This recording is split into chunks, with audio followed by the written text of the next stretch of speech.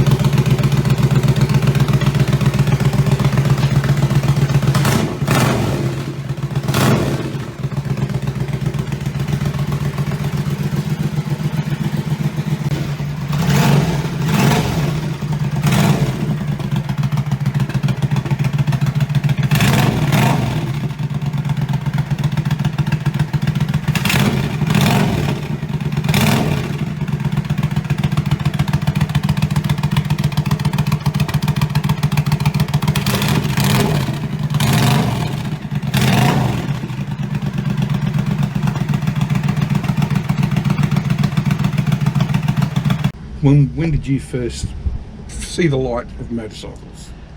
For me, it was a young age when I was young as some. When I was about 16, 9 months, I joined the Australian Army. I wasn't allowed to have motorcycles because my mother was a nurse at the Newcastle Hospital. So you used to see all the people coming in injured, motorcycle accidents. So yeah. I did the right thing. I never rode. I was actually a sponsored surfer before the military. So I went into the military. Happened to join the Corps of Signals. That part of that was to get your motorcycle license. And from that point, I pretty had motorcycles all my life.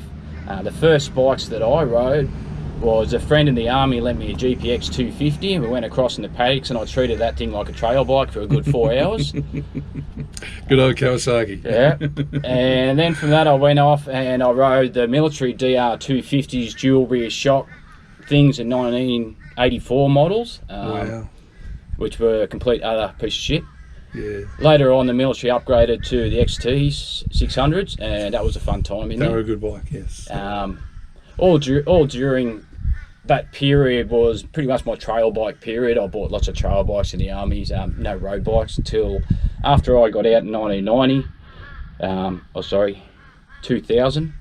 I then started to dabble more in motorbikes. I went off and bought a VF 1000R. The red, white and blue collector's models. Nice bike, yeah. Also had GSXR 400s, GSXR 750s, GSXR 1100s. Yes. Very GSXR fan, even to the point of my cat's name is Suzuki Katana. What do you say?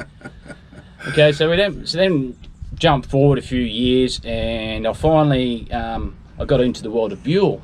And I was really enjoying the Buell and the Harley Davidson motors. But the biggest problem that I found with the Buells is the amount of downtime of not riding and waiting on parts to come from America. Plus keeping the front wheel on the road. On the ground. And then you've got an added bonus. I never thought I'd ever have issues with companies. And what I mean by that is the day I went in there to ask for parts for my Buell, I was treated like a leper at the local Harley Davidson shop. Yes. Yes. And from that period was the time I decided, well, it looks like I'm selling this because I need a bike that I can ride, not look at. So I met Sean around the same period. At that time, I had my Buell, a ZX6R, and a KTM 500. That ZX was a nice bike, man. Very nice. And then Sean got me to sit on his Indian Chief. That week, all bikes went up for sale. The following week, I went out and bought Bonnie my Triumph America 2007, and I haven't looked twice. The comfort, Seen the light. the comfort, the sound, the style. Basically, the whole package is what I wanted. I wanted to hold off-riding cruisers until I could not ride sports bikes anymore. For me, I have a lot of injuries from the army, and that time had come. So the Trumpy was the great choice. It's light enough for me. It's got enough horsepower. Being mechanically minded, I can have a great possibility of repairing it most times. It suits you to the ground. The right size, the whole thing. Even I love the paintwork too. You know, the red and the black and the silver pinstripe. It's perfect. Looks great. So when it comes down to what I've done on the bike, okay. So we've spent copious days in polishing the front forks, hand polishing. No power tools are used on my motorcycle whatsoever. So hand polished the front forks, hand polished the rear foot pegs housing, Rear wheels, front wheels, and then we put on custom tinwares. Yeah, I've got a fair bit of tinware. And obviously, the biggest things that you notice is the good old fishtail pipes. You know, great decision to put them on. Indicators. We've put on brake and indicators in the one housing, which are legal here.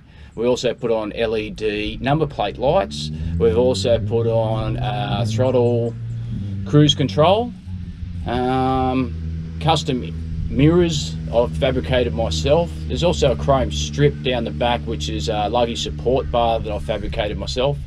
Panniers. Yeah, we got some different panniers, very original old ones that I have I put on every now and then. Also got a crankcase breather adaptation that I've done, which what that does is there's normally oil that comes out through the crankcase breather, and that goes straight into your airbox. For anyone that's mechanical, you'd know that oil through an airbox is not a good mix. It's a common design that they use on a lot of bikes, but it's a major flaw. So what we've done there is run our air filter straight to that crankcase breather, and that drops out underneath the bike and makes the road look good. So the bad points I have for you, for those that are interested in buying a Triumph America, keep this in mind. Left-hand angles, due to the stand, are a lot less than right-hand angles. The kickstand brace that comes down will hit the ground at approximately 5 degrees less than your right-hand side. If you put on fishies, this isn't an issue. You can get out the hammer, you can smash it up, and you've got plenty of room. If you're running standard pipes and a lot of these other pipes, well, you're going to lose out there. Now, being A65, some people may think that's not quite enough horses. I can guarantee you from my background of riding huge horsepower bikes, there is more than enough grunt in an A65 to keep you happy. Other bad points that I see, Parts waiting for parts from Britain is really not on. You know, I've been waiting for exhaust manifolds for nearly 6 months now, so parts isn't good. And then I think my final gripe would be, if everyone got off my bloody roads, I would have a better ride every day. Can't be like that, Mr. Chad. With roads there to share, remember? All right, I'll share with Sean. Everyone else, get off. Okay, so once, all right, you've been running around on this for what, how long now? It's been probably near 12 months, just over 12 months, I'd say. Do you think you'd ever sell them? No. Okay. I would add to the quiver, much like Sean. It wouldn't get sold. I'm a strong believer of when someone says to me that you have too many kilometres on your bike, you're going to sell your bike.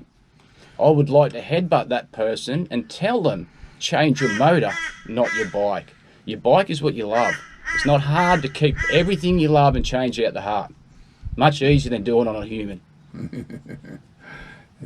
Well, so Triumphs for you, eh? Triumphs for me. Would there be another kind of motorcycle you would consider to own? Indian Scout. Indian Scout? What do I have to say? You know, like, and then of course, you know, if I had to look after Sean's Indian Chief, well, and I'd do that for my mate. I'd do that for my best buddies. You want to take it for a squirt? You're more than welcome. As Sean knows, the problem is I need someone to hold it up. I'm only a little fella. I know. So when we get to the stop line, Sean, get over here, hold the handlebars. Once that clutch is out, mate, all weight goes out the window. Doesn't matter. Once you get that clutch out. So for me, I've found where I'm more than happy and content in the world of Triumph. Parts I can afford. Sometimes I have to wait, but parts I can afford. The engines are very easy to work on. They're timeless. They are a timeless engine. They've been making them since God knows what, the 30s, the opposite of post. Yep, and being a Bonneville, they hold their money, they hold their value. Yeah. So I think you got it for a good price. You've turned it was a good bike when you got it, but you've turned it into an even better bike with the amount of work and effort you put into it. It's always nice to see you out in front shining and glaring away. I've always got to wear my sunglasses. You know. It's like my bike doesn't blind me enough, yours will. You know what I mean? So that sends us a little bit close to us, folks, that I hope you enjoy, and we'll get some more shots and see you in the future ride. Thanks very much. Bye.